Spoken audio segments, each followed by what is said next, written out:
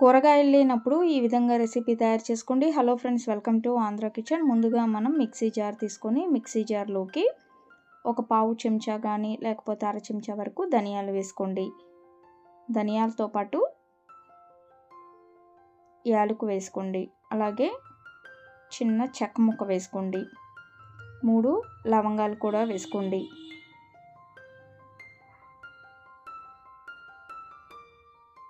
అలాగే మీ దగ్గర ఉంటే కొన్ని బిర్యానీ దినుసుల్లో మనకి స్టార్ ఫ్లవర్ ఉంటుంది కదా, అది కూడా కొంచెం చిన్న ముక్క వేసుకోండి. షాజీరా కొంచెం వేసుకోండి.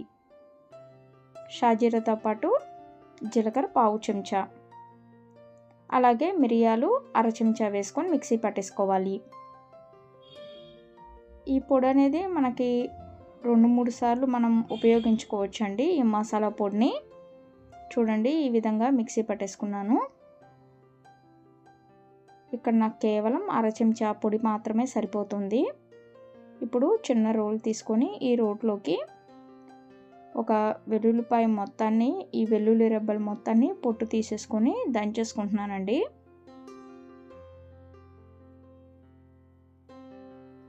ఈ విధంగా ఒక గుప్పెడు వెల్లుల్లి రెబ్బల వరకు తీసుకొని దంచుకోండి.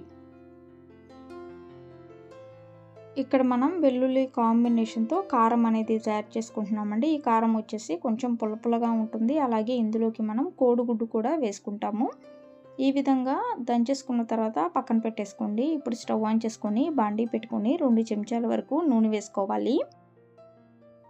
నూనె కాగిన తర్వాత కరివేపాకు వేసుకోండి. కరివేపాకుతో పాటు పచ్చిమిర్చి వేసుకోండి. నూనెలో వేయించుకున్నట్లయితే మనకి ఆ పచ్చిమిర్చి వాసన అనేది నూనెలోకి వెళ్తుందండి. నూనె వాసన కూడా చాలా కమ్మగా ఉంటుంది కాబట్టి పచ్చిమిర్చిని నూనెలో వేయించుకున్న తర్వాతే 2 కోడిగుడ్లను పగలగొట్టుకొని తీసుకోవాలి. బాండీలోకి తీసుకోండి.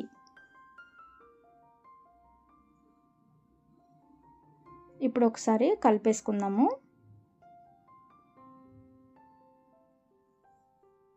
సారీ ఫ్రెండ్స్, ఇక్కడ ఒక చిన్న వీడియో క్లిప్ అనేది మిస్ అయింది. ఏంటి అంటే, ఈ కోడిగుడ్డు మిశ్రమంలోకి కొంచెం ఉప్పు వేసుకోండి. అలాగే మరీ చిన్న చిన్న ముక్కలుగా కాకుండా మరీ ఎక్కువ తిప్పేమాకండి. కొంచెం లావు ముక్కల్లాగా ఉండేలాగా చూసుకోండి. పంటికి మనకి ముక్క అనేది తగులుతూ చేత్తో ముక్కను మనం కొంచెం తీసుకొని తుంచుకునేలాగా ఉండాలి. ఆ విధంగా వీడియోలో చూపించినట్లుగా ముక్కల్లాగా చేసుకొని వేయించుకోవాలి. వేయించుకున్న తర్వాత ఒక ప్లేట్లోకి తీసుకొని పక్కన పెట్టేసుకోండి.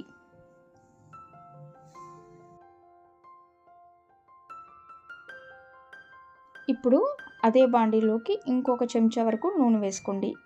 మనం ముందుగా దంచుకున్నాం కదా వెల్లుల్లి, ఈ వెల్లుల్లిని వేసుకొని వేయించుకోవాలి.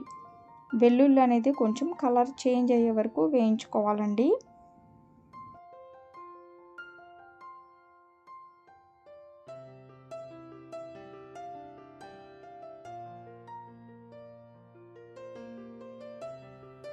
ఈ విధంగా కలర్ చేంజ్ అయిన తర్వాత ఇప్పుడు ఇక స్టవ్ ఆఫ్ చేసుకోవాలండి. స్టవ్ ఆఫ్ చేసుకొని ఉప్పు వేసుకోండి. పావు చెంచా ఉప్పు వేసుకున్నాను. అర చెంచా ముందుగా మనం మిక్సీ జార్లో పొడి చేసుకున్నాం కదా, ఆ మసాలా పొడి, అలాగే అర చెంచా కారం వేసుకొని కలిపేసుకోవాలండి.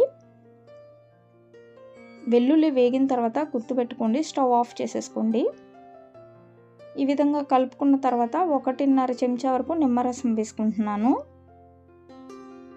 నిమ్మరసం వేసుకున్న తర్వాత ఆ కోడిగుడ్డు ముక్కలు మనం ఏమైతే వేయించుకున్నామో వాటిని వేసేసుకొని కలుపుకుంటే చాలు. వెల్లుల్లి కారం కాంబినేషన్తో కోడిగుడ్డు ఫ్రై అనేది రెడీ అయిపోయినట్లేనండి. చాలా రుచిగా ఉంటుంది, పుల్ల పుల్లగా కమ్మగా ఉంటుందండి.